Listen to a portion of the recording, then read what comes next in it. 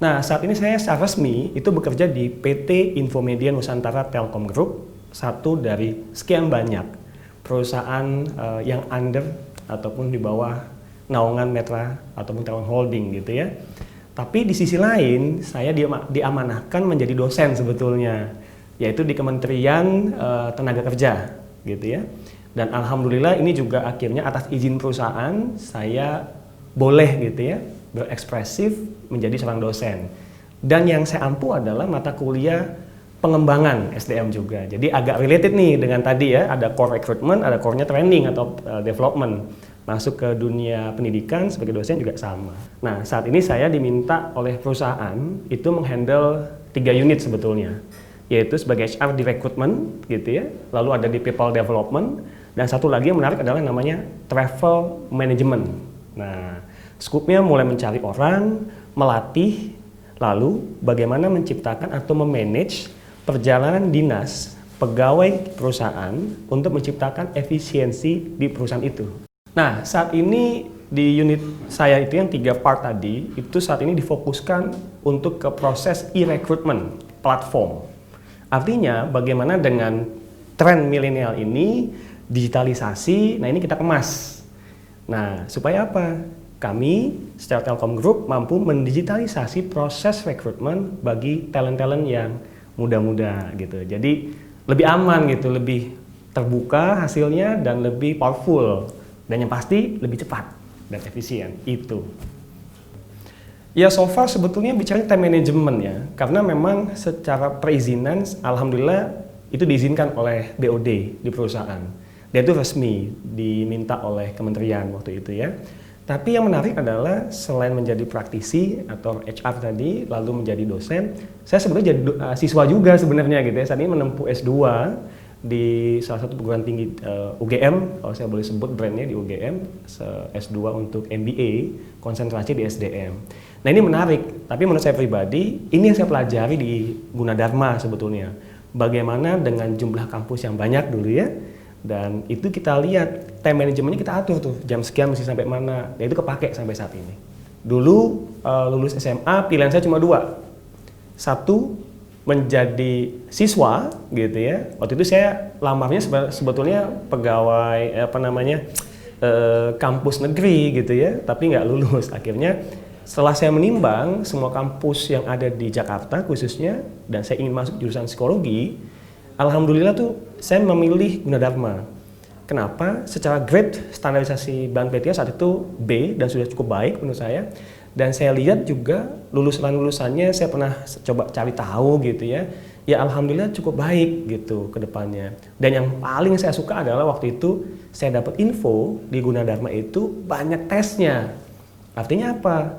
Kami selaku mahasiswa itu dikenalkan dengan beragam alat tes yang menurut saya itu satu poin penting lulusan Gunadarma memahami ya kan, alat tes itu fungsinya buat apa. Nah itu pasti kepake dalam dunia kerja itu. Sebenarnya sangat berkorelasi. Kenapa? Dalam dunia HR tadi, waktu bangku kuliah diajarkan tentang mulai pemahaman tentang manusia, lalu kita beranjak dalam proses penguasaan alat tes, dan itu saya gunakan dalam proses digitalisasi platform e-recruitment kami saat ini. Nah, platform kami alhamdulillah sudah digunakan ya oleh proses rekrutmen BUMN, 2 BUMN terbesar di Indonesia, dan ini kita kembangkan. Nah, satu poinnya apa? Online testnya. Itu yang kita kembangkan. Dan itu pondasi saya untuk memahami proses tersebut adalah waktu kuliah di Gunadarma. Nah, proses yang saat ini kami lakukan di recruitment platform adalah, teman-teman kebayang nggak? Dulu, zaman saya ya, waktu kita apply pekerjaan, kita bertanya-tanya kan, saya diproses nggak ya CV-nya? Saya sudah sampai mana ya? Lulus nggak ya? Paling diminta call. Tunggu ya 2-3 minggu, nanti dihubungi. That's the big problem dalam dunia HR, di proses rekrutmen. Itu yang kita potong.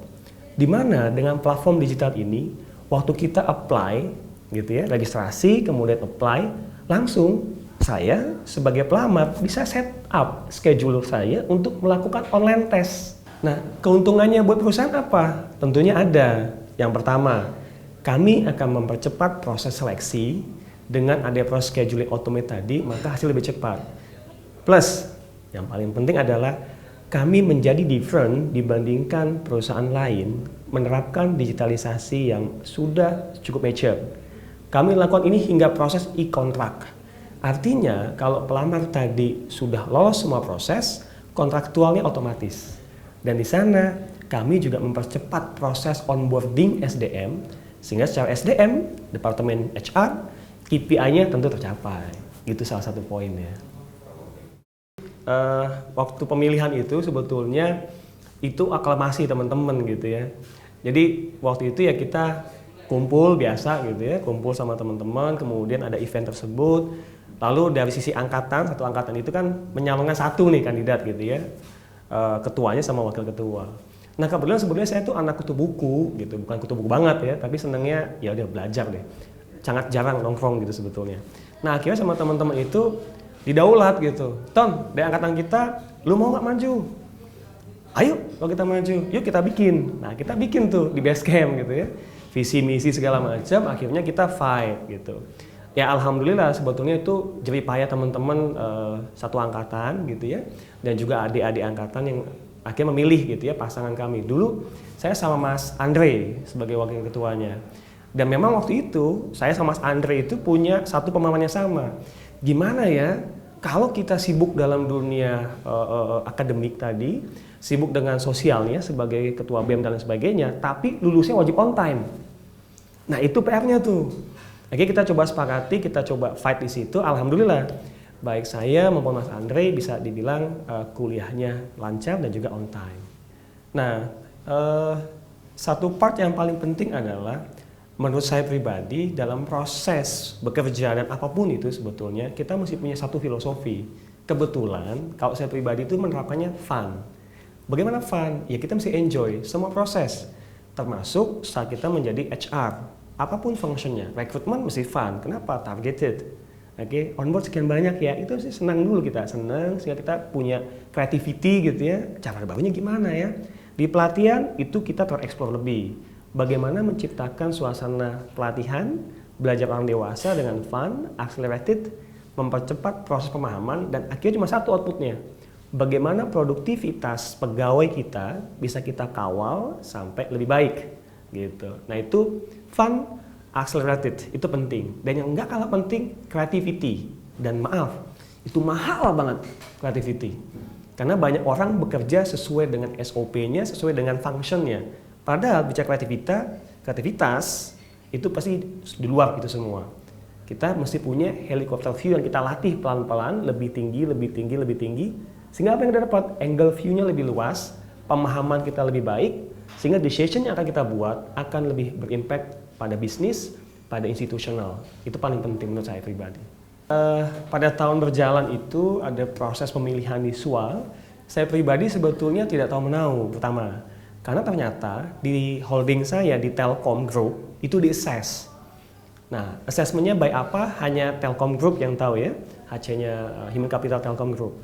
Tapi saya dapat nota dinasnya tuh, bahwa saya ternyata terpilih menjadi high talent, potential talent di Telkom Group, sehingga diikut sertakan dengan 3 kandidat lainnya di Telkom Group. Jadi sama saya 3 gitu ya. Yang alhamdulillah sebetulnya kalau bicara dengan 3 ini, saya termasuk mewakili yang anak perusahaan. Nah itu menarik. Dan akhirnya kami lanjut prosesnya. Ada proses kita mengirimkan makalah. Oke. Setelah makalah ada proses kita presentasi.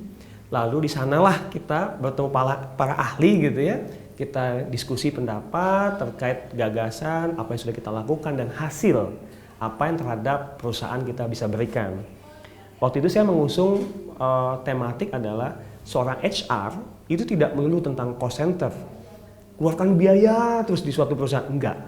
Tapi seorang HR harusnya bisa menjadi revenue stream buat perusahaan. Bagaimana caranya? Tadi creativity, oke. Lalu yang kedua adalah pahami bisnisnya. Yang ketiga, with fun. Nah, itu saya lakukan sehingga kita analisa memang dampak bisnis. Kalau saya rekrutmennya lebih cepat, dampak bisnisnya ada nggak ya buat perusahaan? Kalau lebih lambat, maka berapa banyak yang rugi? Dan kebetulan di perusahaan saya, itu memang function HR itu bisa dibilang ya, selain digunakan sendiri, itu bisa dijual. Nah, sehingga challenge saya waktu itu ya bagaimana menerapkan internal tapi juga menjual service itu ke eksternal. Dan alhamdulillah dipercaya di tahun tersebut menjadi top 5 Indonesia Future Leader. Mudah-mudahan bisa membawa impact buat teman-teman junior di Gunadarma gitu. Nah, kalau boleh teman-teman semua saya sharing sedikit. Saya melakukan proses rekrutmen dan saya pernah menginterview langsung teman-teman lulusan Gunadarma, apapun fakultasnya. Yang saya pahami adalah di Gunadarma memiliki kekuatan yang tidak atau bisa dibilang value-nya.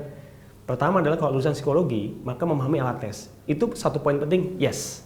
Tapi nggak kalah penting adalah memahami bisnis. Oke? Kenapa? Jangan sampai lulusan psikologi hanya menjadi tester, scoring. Jangan. Oke? Lulusan IT Gunadarma yang sangat terkenal, sangat baik dan powerful hanya untuk jadi coding. No. Pahami bisnisnya. Gimana cara paham bisnis? Belajar di kampus? Yes. Di kampus Gunadarma, sejauh yang saya pahami, sangat banyak kegiatan organisasi. Itu penting sekali. Kenapa? Dalam kita organisasi, maka kita melatih banyak hal. 1, creativity tadi. 2, komunikasi. 3, bagaimana time management. Itu penting banget teman-teman. Karena kita nggak bisa lebih baik ketika kita tidak bisa disiplin waktu. Dalam dunia kerja, on time, salah satu poin kita memastikan kualitas pekerjaan. Tidak hanya dalam konteks pekerjaan absen masuk aja, tidak ya.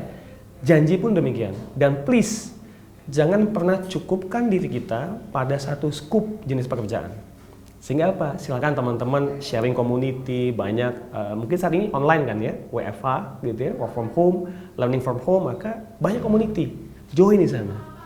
Nah, gimana caranya kita punya advantage dengan new normal saat ini gitu. Menurut saya pribadi ini peluang buat teman-teman.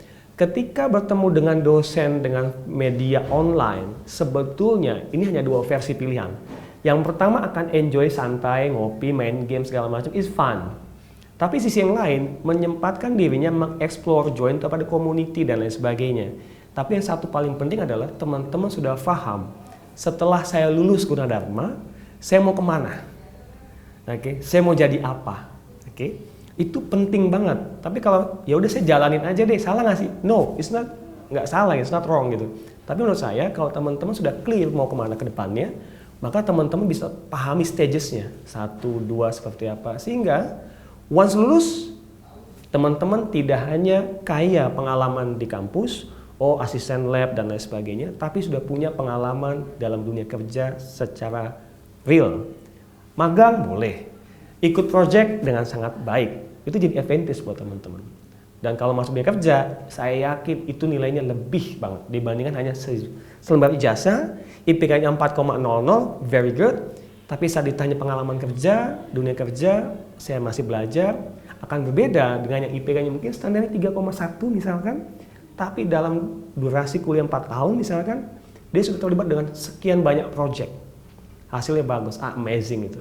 Dan saya yakin teman-teman junior di Gunadarma, apapun fakultas Anda, bisa dengan sangat mudah menemukan project-project pengembangan dirinya. Bapak Ibu dosen pasti banyak, penelitian dan lain sebagainya, silakan dinikmati itu.